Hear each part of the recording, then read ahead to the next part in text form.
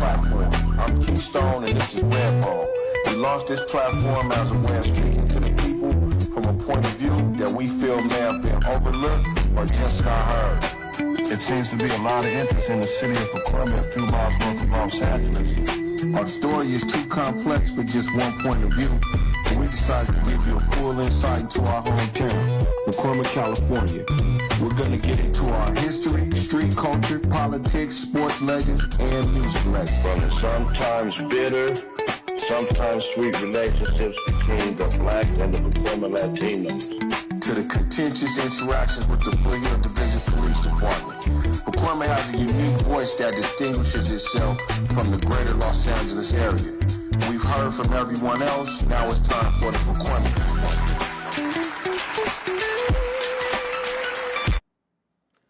Welcome back.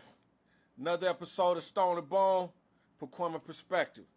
It's me, Keystone. We got Redbone. Today we have a special guest, only our second female guest. We have Nikkisha Robbins out of the Lakeview Terrace, Pakoima area. Want to let the people know this is family. Me and Keisha grew up together. We knew each other since we was babies. Our moms was best friends, so we go way back. So also, Keisha, I want to let you know on camera, hey, I appreciate you. You always seem to support me. Whatever I try to do, you always send your support, man. Either you or you send your friends, whatever. But I know it's through you and it's love. We have some at the house. You come through, so it's much appreciated. Much love. I love you.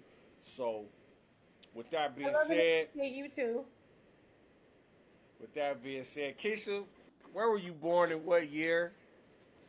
I was born in Panorama City, California, June 16th, 1972. So yeah, hey, I was clowning just a little while ago with you, man, because you was always a little shorter than me. I used to hate, like, how can she be older than me? Well, I'll let you have it now. Right? I'll, I'll let you have it now. Back in the day, I used to be like, God dang it. But so yeah, so now you are part. If anybody remembers, Mitchell Barbecue, that was your grandfather, right? He had Yes. the Mitchell's Barbecue on the lot back in the day, right? Was during the 80s, my grandfather had Mitchell's Pit Barbecue on Foothill Boulevard. That was next to, Huh. I believe it was Phil's Market at the time. Yeah, I don't remember if it was Phil's or Alpha Beta, Right. but yeah, it was. I remember. We used to get the barbecue from there, Mitch, and I remember my mom used to always be like, "That's Rosalind's daddy." So, yeah, right in front of where they put the car wash. That's where it was located. yeah, right there, huh? Yeah. So yeah, so we know you rooted in Yes. the soil. Yeah, you rooted in the soil. Your family is anchored right there. So so now where did you grow up at? I You grew grew up, was it in Lakeview Terrace, more Lakeview Terrace or Pacoima? both. I grew up in Lakeview Terrace and Pacoima. So, And Pacoima. house in Pacoima, and then my grandparents lived in Lakeview Terrace. And at some point in time, I lived with my stepfather in Lakeview Terrace. So, I always just say Pacoima, Lakeview Terrace. Oh, okay. Okay. So what elementary school did you go to? So, most of the time, I was at a few private schools throughout the valley. Yeah. And, Okay. and I mean, I had some serious experiences going to the private schools, then coming home. Oh, really? Yes. You kind of deal with Really? a lot. That's what I'll say. Because sometimes you may be the only one in the classroom that looks, like you. So Right. I did Right. Right. experience, Okay. yeah. And so I went to Light and Life Christian School in Silmar. I went to, oh gosh, I think it's Calvary Lutheran. That was on Whitman in Panorama City. And Right. then I went, in between those times, I would end up going to Fenton Elementary. Oh, but you also went to Fenton. Yes, yes. Okay, okay, okay. So who'd you hang around with at Fenton? Who were some of your girls you used to run around with at Fenton? No, I don't remember. Listen. I can go back to middle school, but I don't. Yeah, I wasn't really hanging with anybody at Fenton. At Fenton, no, okay. So how about so for junior high school, what school did you go to? I went to McClay for 2 class periods For 2 class periods. in the seventh How did grade. that Yes. work? My How did grandmother that work? did not want me to attend McClay, and she made a phone call, and one of my relatives picked me up and took me to Sepulveda Junior High School. Oh, so you Yeah. ended up at Sepulveda. Yes. Okay. Yes. That's I mean, that's so there's a few people went to that school that was Right. from out of the area. So who is Right. your homegirls at Sepulveda? Um, Give them a shout out. as as Sepulveda, I was around Kelly and Chris Marsh. Had a friend named Right. Tiffany. Okay, Chrissy Kelly. I'm trying to see who else. Wow. I don't want to leave anybody out, but It's all yeah, right. It's all just a right. few people at Sepulveda, Few people at Sepulveda. That's right. Chrissy Kelly, if they from and out of the terrace too, if you though, can huh? still, my brother was already there, but he expected me to be at McClay. So when he saw me walking across the campus, he said, "Am I allowed to say it?" He said, "What the hell are you doing here?" Yeah. So yeah, Yep. that was my greeting. But so I stayed in Sepulveda for 3 years, and then I ended up going to Monroe, and yeah, all 3 years, Monroe Viking, all 3 years. Yes, yes. Oh, Okay. I don't know why.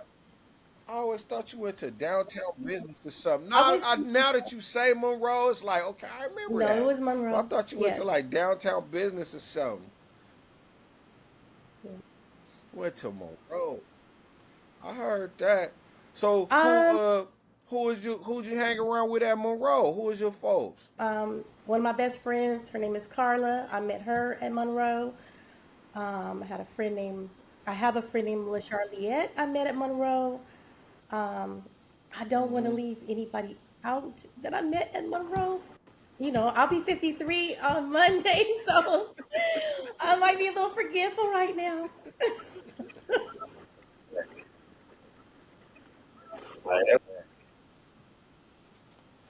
It's all right. It's all right. So then from Yeah, Monroe, you ended I up went at to see some. CSUN.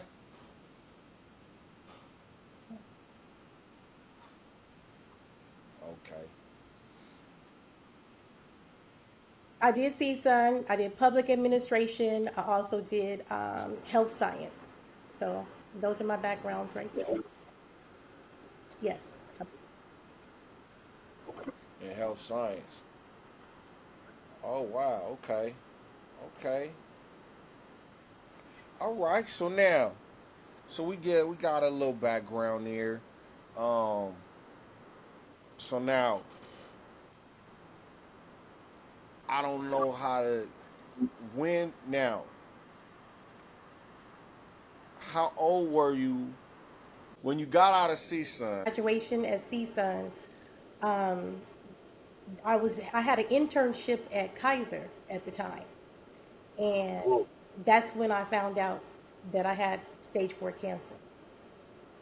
Mm. Yes. So it was at stage 4.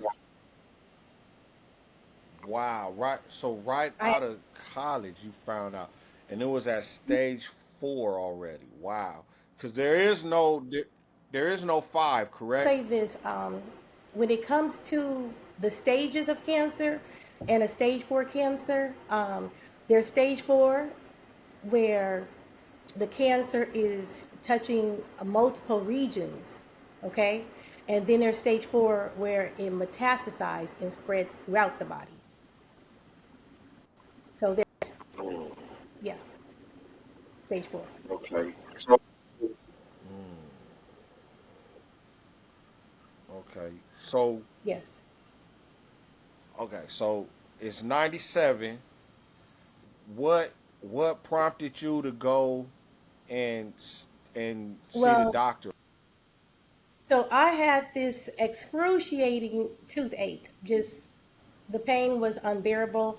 I can tolerate pain, but this was something that was unbelievable. So I went to Kaiser emergency and well, actually, no, I went to the dentist first. Let me backtrack that. I went to the dentist, and at that time, I turned 25. So, the medical insurance from my mother working at Kaiser, it cut. right. So, I ended up having to go to a new dentist, and I think I went to Western Dental, Right, and the lady told me I had a cavity. So, she started to drill, and I immediately grabbed her arm in her hand and told her she had to stop because I've never felt pain like that before. So she stopped and she told me I need to go to the doctor.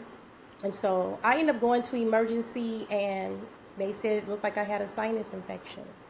And to follow up with, ENT, ear, nose, and throat doctor. And so I did that. He thought I had a sinus infection, so he took out a needle. He was going to drain, and I let out this scream to where from doctors, nurses, whoever was in that area came to that area because I screamed so loud. It was so because it was so painful. So he decided to put me in surgery to see, what the problem was, and that's when they found a mass, and it covered it went the mass went it was in this area, so it was in my sinus area. So I had osteosarcoma of the maxillary sinus, which is bone cancer in my sinus area that invaded my eye, my sinus cavity, and my entire upper mouth. So of course when you see me, I wear an eye patch, so something happened with the eye. But most people don't Right. know that half of my mouth is removed. So right. all this side is hollow. There's nothing here.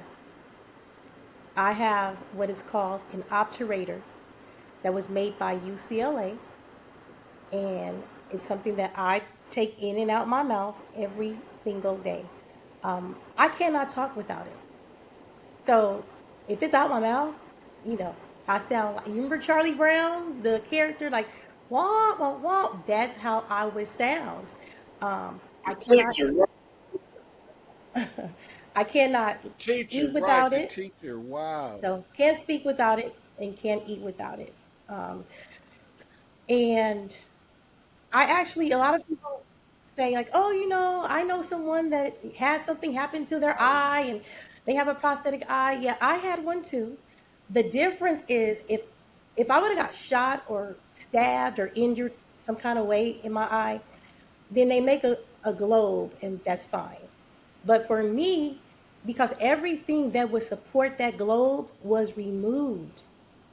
So the prosthetic was an external prosthetic.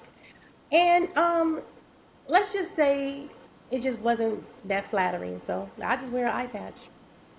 Yeah. I know you know the background, but I know it's probably like, but I knew okay, I'll tell you what I knew. I'll tell you what I knew. I knew that you thought it was a sinus infection,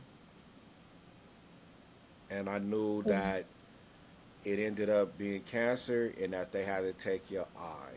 It's I gone. Yeah. never knew the part about Yeah. the I mean, when I'm polyp, talking, I don't know if you can hollow. see that, but I have clips that are on here that support. It's called an obturator. So the doctor was Dr. Bumer at UCLA, and it's his patent. He's the one that created this mouthpiece.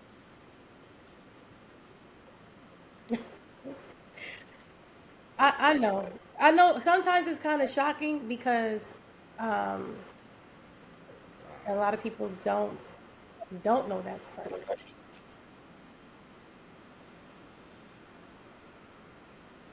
No, I didn't know that. I must say, this is one time that I'm amazed at technology and how they were able to make it look like I would have never knew that you had something in your Yeah. mouth that was holding the structure of your basically holding the structure of your face together, right? Wow. And wow. So so prior to this toothache, when it was at stage one, stage two, you you didn't know anything? I will say is that before I had my surgery, I would get hoarse at nighttime. Like my voice would go out for years. So that could have been maybe a symptom. I don't know. But other than that, there was no indication that I had cancer. So with the type of cancer that I had, sometimes they consider that a childhood cancer. But I was told that I would need surgery and that I would also need chemotherapy. And so it was hard. My son at the time, my son is 30. Brandon was 2 years old when I found out that I had cancer. And it was I mean, that was really scary. He was only But so I two did. years At the old. time, I opted to have the surgery. They told me, there was someone that had a similar situation. She was 36 and she didn't have the surgery, and she died. And so the next thing I was also told was, for the chemotherapy. They also told me that if the cancer was in my eye, just a little speck, that it would need to go because it's too close to the region of my brain. So I went and had two other opinions. And when I went to have the third opinion outside of Kaiser, that doctor said, "Do not tie your doctor's hands if it's in your eye." So I ended up having surgery. Um, I was at Kaiser Sunset. So after my surgery, they told me that it would take a while for me to walk again because they had to take a skin graft from my thigh, and they took the skin graft from my thigh, and that's actually behind here. It's in here, so they have to put that there. They also told me I may have a scar coming down that could keloid. I was just glad that did not happen, but yeah. So when I was at Kaiser Sunset, No. believe it or not, like I I couldn't eat anything. So Roscoe's Chicken and Waffles is not that far from there. So I would tell my mom, please go to Roscoe's and ask them just to give me Right. the pot liquor, the green juice. And they would put it in huge containers for me. Yes, they would put it in huge containers. And that's what in the hospital, I would just drink on that and drink on that. And Wow.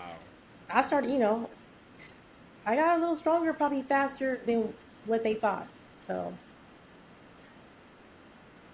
Yeah.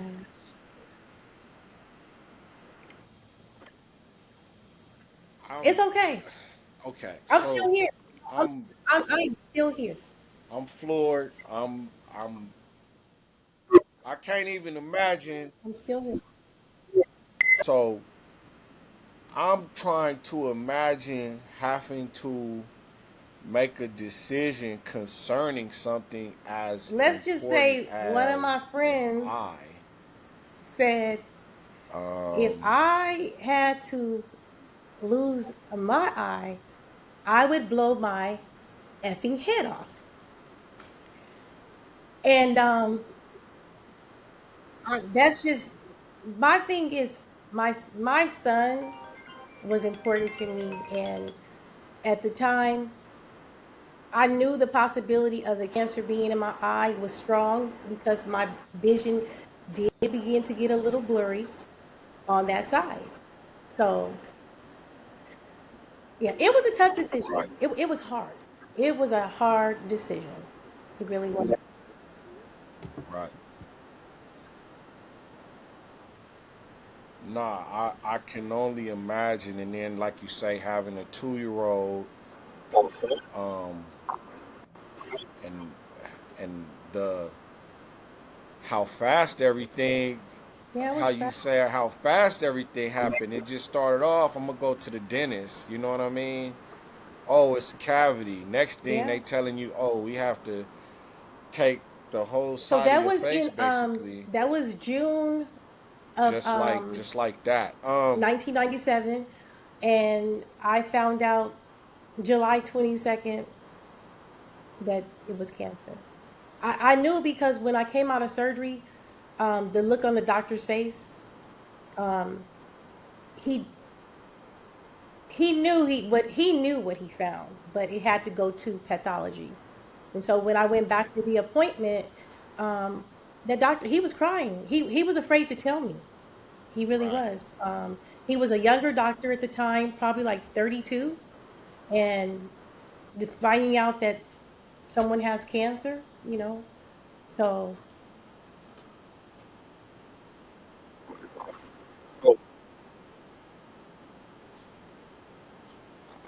Yeah. So just so everybody understands why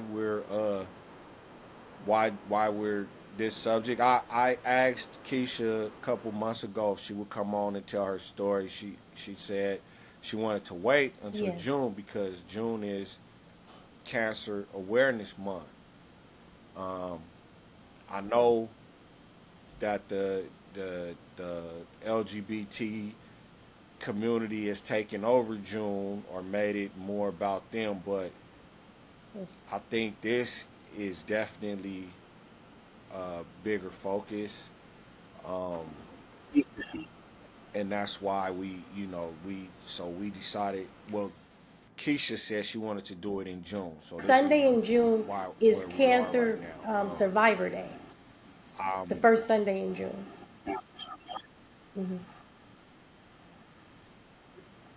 Cancer Survivor Day. Okay. So did we miss that? Did you do anything special for Cancer Survivor Day? It's one of the things I secretly do. A lot of people don't know that I will go to the hospital. I'll visit people in the hospital. I'll go to homes. I'll donate out of my own pocket when it comes to helping people that have cancer.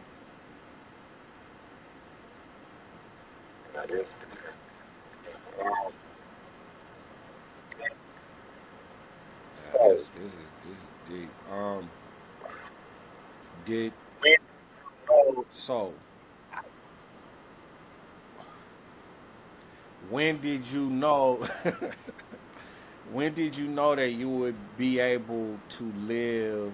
Because you now, I mean, you seem to be living a healthy life. Like I say, you a jet setter. You getting out and about. You actually even brought another child into the world. Part of the plan was to do chemotherapy. And so, due to the type of cancer that I had, um, they recommended Right. aggressive chemotherapy. Now, I don't know if you know anyone else that's ever had chemotherapy. Sometimes you can go to the hospital and get a shot. You can go to the hospital and get take a pill, and you might go into the clinic and get treated. But part of the chemotherapy, I my mother worked at Right. Kaiser, so when she would go on her 8 hour shift, I would go to work with her, and I would go to the clinic for 8 hours, and they would hydrate my body with the saline solution Monday, Tuesday, Wednesday, Thursday, Friday. Friday, I would be admitted into Kaiser. And that's when I would go upstairs, and that's when they would give me chemotherapy. Just picture a vinegar bottle doubled in size. I would get that. Um, I try to remember some of the medications. I have them written down, but the worst one was adriamycin. It's a red medication, and like I have scars everywhere. So I had a porta catheter in my chest, and I would go home with a pump, and the medication would pump 3 days. It's called adriamycin. It's red. It's disgusting. It's the nickname for that is the Red Devil. Just think about that. That's the nickname of the medication, the Red Devil, because to me, it brings you very close to death. It really does. So at the time, I was told that the chemo would make my hair come out. I mean, I know I play with wigs and weaves. I know that, but I have really long hair. But back then, my hair rinsed down the sink. At the time, my hair was starting to fall out from the chemo, and I called Lanita at the time, Lanita Joseph. I called Lanita, told her I got to cut my hair, and I will never forget because my hair rinsed down the sink. Yeah, yeah. So the main part I would say is this. So I was doing chemotherapy for several months, aggressive chemo. Every time you start the medication, before you start, I had to sign. This medication may affect your heart, your liver, your bladder. Just signing my body parts away. I will never tell anyone not to do chemotherapy. But for myself, it got to the point to where I would wake up in the hospital and have no clue how I even got there. But I was brought in by the ambulance because I'm out in public passing out because the chemo had just taken over my body and just it kills your good cells, and it made me more sick 'Cause too. right. Because it's radiation. It's No, I just had the radiation, right? chemical chemo. Huh? Yeah, No. yeah. Okay. Like some people do have. Oh, Well, some people do have. Well, some people have chemo and radiation. Sometimes, yeah. Yeah, a lot of times with breast cancer, it's chemo and radiation. In some cases, it's just the radiation. Um, but for myself, I didn't have to do radiation, but I had aggressive chemo, and that's the thing. It was aggressive. They told me I would be glad that you have a child because the chemo we're giving you, you won't be having any more kids. Yeah. A lot of people don't know you sign a lot of stuff, you sign stuff. Now, I don't know how it is now. so I don't know what it says now, right. but I'm just saying back then when I was doing it. And so for several months I was doing chemo. You have bone scans, MRIs, CAT scans, and my thing is if you have a clear margin after my surgery, what are we doing? They call it chasing a ghost, where they will give you chemo just in case something was left behind. Well, it got to the point where the chemo was killing me, and I had to make a decision. I don't tell anybody else what to do, but I do say listen to your own body. Listen to your body. If you know you've had enough, you had enough. And so I stopped somewhere between 6 to 8 months when they wanted to do 12. And when I told my doctor, So, so now, question, Rick, question. If you if you had surgery where they cut the cancer out, why would because you still need they chemo? claim just in case being left behind. In my case, when they do surgery, they'll say, "Oh, we have clear margins," or sometimes they may not, but they want to do the chemo to kill off any bad cells that could be left behind. Um, but for myself, I had to make a decision. I had to make a decision to stop because my heart would just be beating out of control. Just and like I said, I would be out in public and passing out. You know, I'm. It just got to the point to where I had to listen to my body. So my doctor was upset that I wanted to stop chemotherapy. Yeah. And even at the time, like my mom was upset too, and I can understand that, not knowing what's going to happen because if they're saying I need the chemo they said they wanted to do 12 months. And when I told the doctor I was stopping, he said, "Oh, I was planning to do 18." That's when I was like, "Oh no, that doesn't sound right." So I prayed. I prayed from the beginning. I prayed throughout. But there was, I would be in the hospital. I was living in the hospital. Like a lot of people don't know. I was in the hospital at weeks at a time. That's where I was getting my chemo, in the hospital. Not in the clinic downstairs, upstairs, admitted in the hospital. And it was hard because some people don't want to visit you because they don't want you to get an infection or get sick. So it can be a little lonely place. Um, my brother and his wife at the time, they would visit me. My mom, you know, some family members, some people chose not to visit really. They don't want to see that or they don't want to get you sick. Or sometimes I had to think about it. It could remind them of somebody else they saw that was sick like that, you know? So, yeah. I know you're in shock. I know you're in shock because Yeah. we've never had this conversation. Never had this conversation. Yeah, we never had this conversation, and yeah, I'm shook. I'm shook. Um, Yeah, so now yeah. the doctors were telling you you would not be able to have another child, but probably because you made that decision to not take the rest of that chemo, the chemo. Um, but my baby, she's not a baby anymore, but I'm gonna always say that's my miracle baby because, you know, wasn't supposed to have no more kids. So, Woo. Okay, so now um, I know you said your brother and his yes. wife at the time were a big support for you, and of course, I knew Keith, um, I knew Keith very well. So what he was like 3 years older than you, Born the same.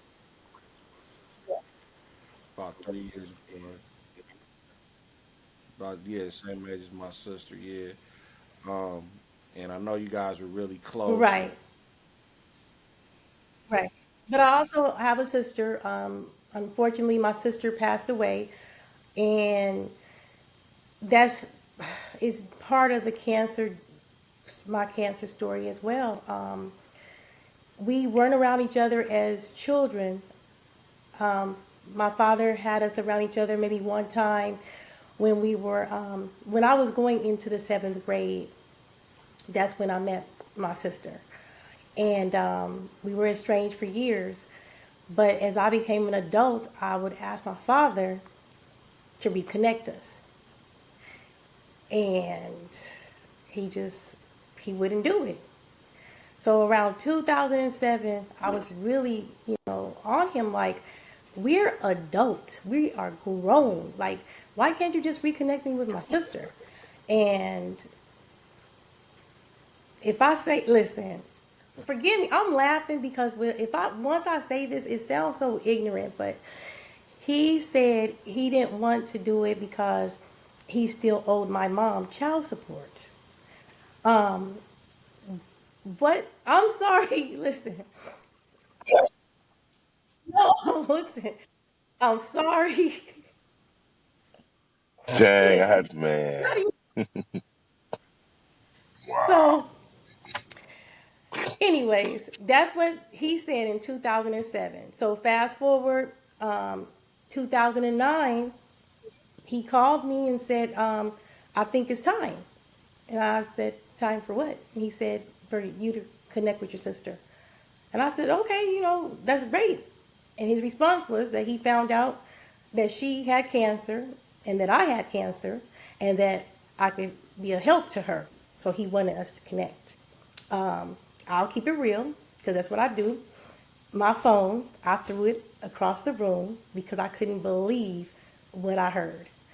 And I was upset for about 20 minutes. I was like, I can't, I was walking around the house for about 20 minutes talking to myself about it. And then I prayed about it. And then she and I spoke, and that became a beautiful story. God connected us. And yeah, my sister, Lartrina Arrington. I don't want to start crying, so yeah. Yeah, Wow. we did Relay for Life together. She had liver What she had what liver form of cancer. cancer did she? What Liver form of cancer cancer. did she have? Yeah. I'm sorry. Liver. Yes. Hey, can I say something? That's crazy because I remember the day when my grandfather got cancer. He used to walk. When I was whatever. We used to come home. Whatever. I just remember every morning he would get up and wash the dishes. Mm. That morning he didn't wash dishes. I wondered why. Oh my He gosh. broke down and told me, man, he had cancer. But I'll not never that. forget that. He washed the dishes every day. Well, I remember that, bro. Then out of the blue moon, he stopped washing dishes. Like, Grandpa, what's going on? Why you ain't wash? He sat there and cried and told us what happened. Wow. So, Oh, that runs to my family deep, y'all. My grandmother, my grandfather, sorry to hear that. Auntie Jackie, my Auntie Pam, lost them all. My grandfather, yeah, both of my grandfathers. So, so that's crazy. But I'm glad I'm here, was able to hear this story. I couldn't say nothing because I was driving, but this is deep. This is deep. And I can see the effect on it's having on Stone. So I really know this is different. This one of the shows that this one of our shows is this is different, but we had to get it out there. So I'm loving this story, and I'm glad you're sharing this with everybody. Yeah. They need to Uh. know, man, Nah. It's real. for real. I've This never is heard that. crazy. This is crazy. I is was okay. Did the doctors or have you heard of any preventative measures that could be taken to for anyone to avoid anything like this? Or what would you say? What would you tell a young person to do to prevent or to prevent uh, going through this? From. I'm not for sure if you're familiar, but in certain parts of Pakoima and Lakeview Terrace, um, there's clusters, a lot of cancer cases. So the street I lived on in Lakeview Terrace, growing up, it was Judd Street. right on the end, kind of close to Paxton, close to the 118 freeway. Behind there, there's a dump.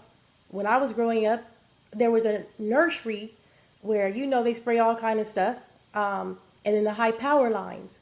So I lived over there from maybe 1976 to maybe 1984 on Judd Street. The amount of cancer cases on that street alone, most of the people that had the cancer, they're not here. So, yeah. But throughout Pakoima, Lakeview Terrace, there's a lot of cancer cases, unfortunately. Um, as far as preventive, I mean, depending upon, there are some things we can do to, you know, try to be healthy, but as far as preventive measures, um, for me, it wasn't hereditary. There was no one else in my family that had cancer. The closest person I can remember was a great aunt. We called her Auntine. And I remember when I was maybe 11, she passed away in 1983. So that would be my first recollection of someone in my family having cancer. After that, no. After that, it's me. And we have I come from a huge family. Most of them are in the South, in Memphis. So, well, parts of Tennessee. But my grandparents, my grandmother had, I think it was a total of 13 of them. And my grandfather, this is maternal side, 14. So, and not that many cancer cases, though. Wow. So it probably, yeah, like you say, the clusters. I remember hearing about that, the power lines. They give you a 5-year mark. Yes, 5 years. If they want to What's see 5 years? you make it past 5 years.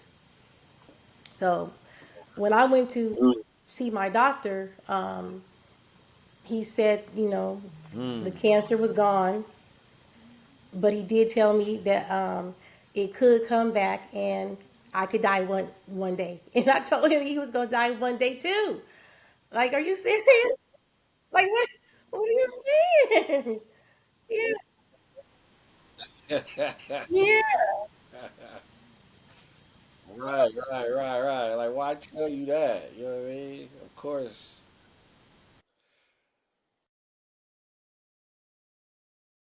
That Roscoe's green juice, that's the magic potion.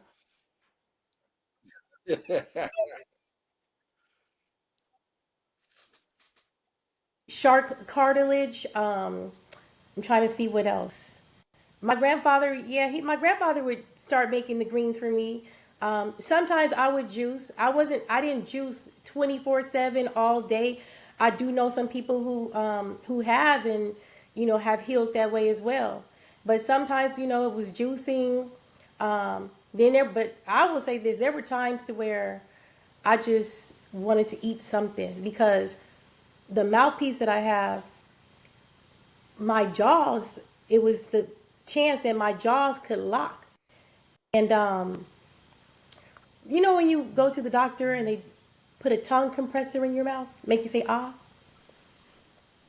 Well, I had to do a therapy to where Right, every day right. I put one in my mouth, the next day two, three, four, five, all the way till I can have a stack like this in my mouth.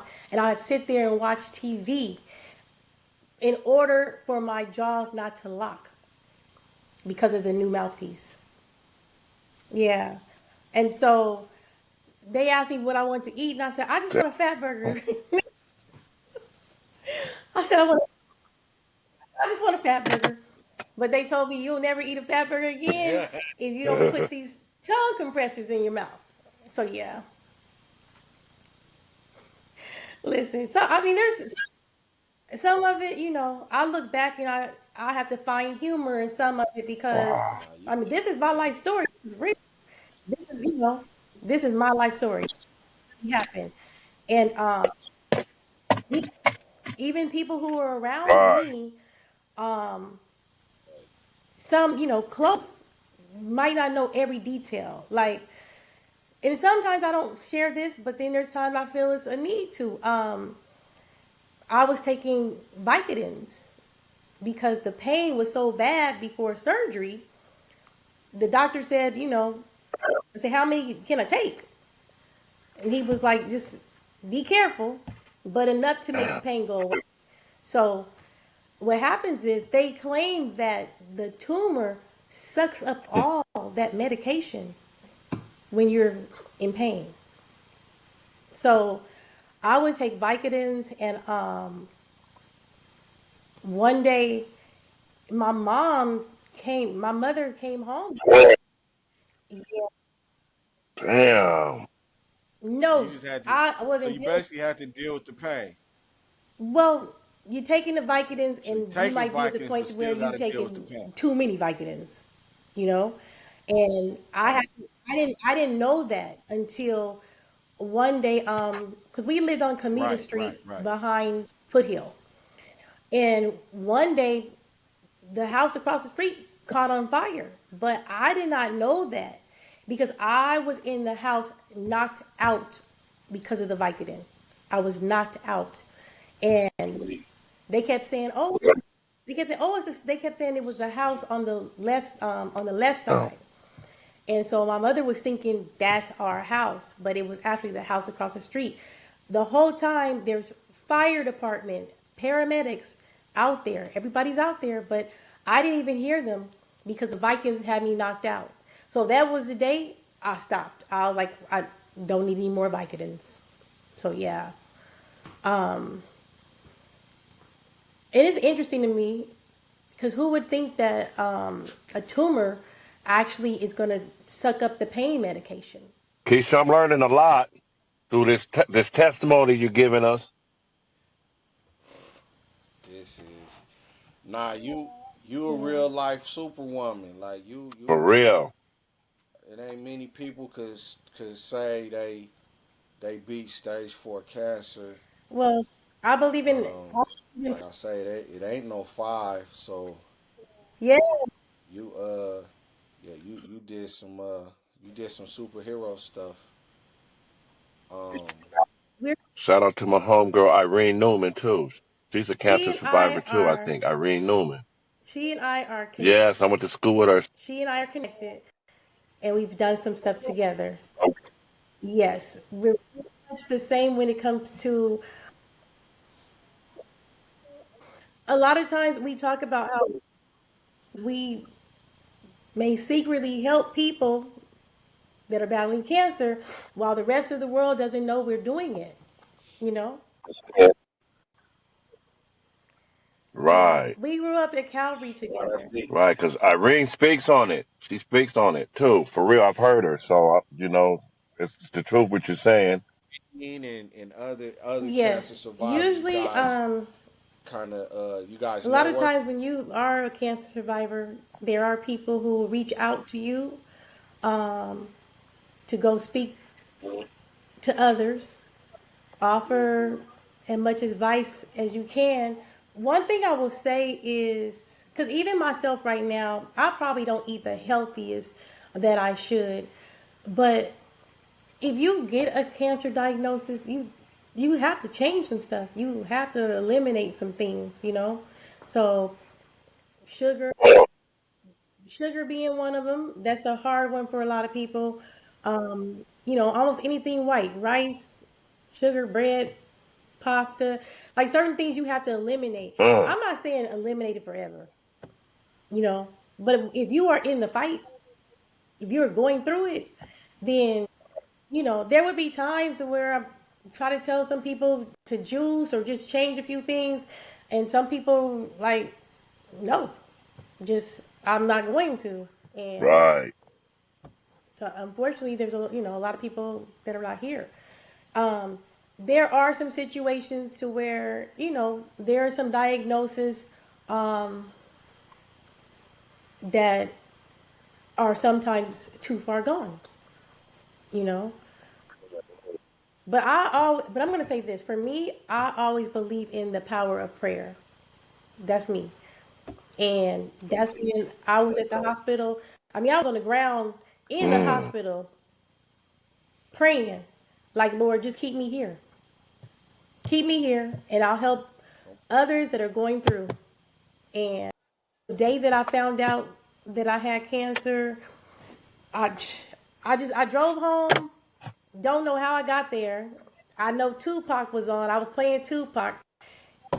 Got home, crawled into bed, and in my mind, not out loud, I said, "Who's gonna take care of my son?" And my doorbell rang, and it was my grandmother, and she looked at me and she said, "You are gonna be here to take care of your son." And she said, "You have to have faith. God is going to heal you." And she started speaking on, my life in the future. And it's something that I've decided I'm going to stand on that. I'm going to believe it. Mm.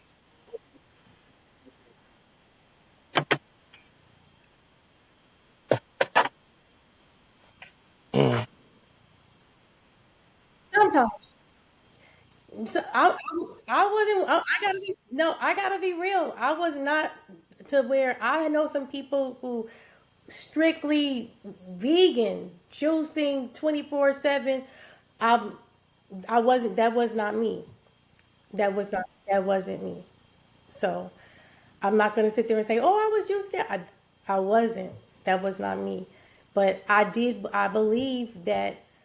Oh, so I'm gonna say this. Some of those treatments affect me to this day. Now, as I'm older, When did when did you start feeling like your old self again? When did you know you was good? You were good, or is it still you still kind of are like, "Eh." I have side effects now. I don't complain about it. I don't talk about it. Most people would never even know about it. So, but it's, yeah, the side effects from way back then. I deal with some of those things now. Yeah, but I choose to enjoy my life. Life is not perfect. Nothing's ever gonna be perfect, but I'm just grateful that I'm still here. I lost a lot of people over the years, a lot. Wow. I mean, Okay. Yeah, yeah. So there it is. This probably one of the realest conversations that's ever been had on Stone and Bone. I feel like Keisha is definitely a superhero in my eyes. Like she defeated Superwoman, you huh? defeated some yeah you defeated some odds that was yeah. definitely uh, stacked against you. Thank you. Came through it. Still a beautiful person inside and out. Um, I'm extremely proud and just kind of It you got you. know It got you, man. That's what it I is. How you feel? I feel you. I feel like I say you always support me and I didn't know you was I I I didn't know it got that deep for you. I really didn't. Like I said, my mom told me I knew it was a sinus situation. I knew that they had. I didn't know they had to take it. Just Yeah, the whole story. When you like, wow, like I'm like, damn, kid, you didn't tap in, like really. So I'm feeling kind of ashamed of myself, mad at myself, not tapping in and showing more support for you. So but yeah, um, I man, I thank you so much for coming on and blessing us with with your story, your testimony. I pray that it will that there's some people out there that could look that could listen and learn from it and just know it's man. If you could get through what you got through, it's not much that a person can't. Like man. If you can get through that stuff, hey, you got to keep pressing and keep figuring out ways to get through things. No, like I say, rest in peace to all our cancer, the ones that we lost through this cancer, because we done lost a lot of them just recently. I can't remember; they all can't come to my mind. But I see the posters in the hood on the Facebook coming from the neighborhood of all our fallen ones, all our people that we lost due through this cancer. You know what I'm saying? So hopefully we can get some more on here, tell some more of their testimonies. But thank you guys for listening. Comment, subscribe. Come on, for real, y'all. Come on and comment, and we're trying to reach out to the community. And whatever y'all speak your mind here, come holler at us straight up.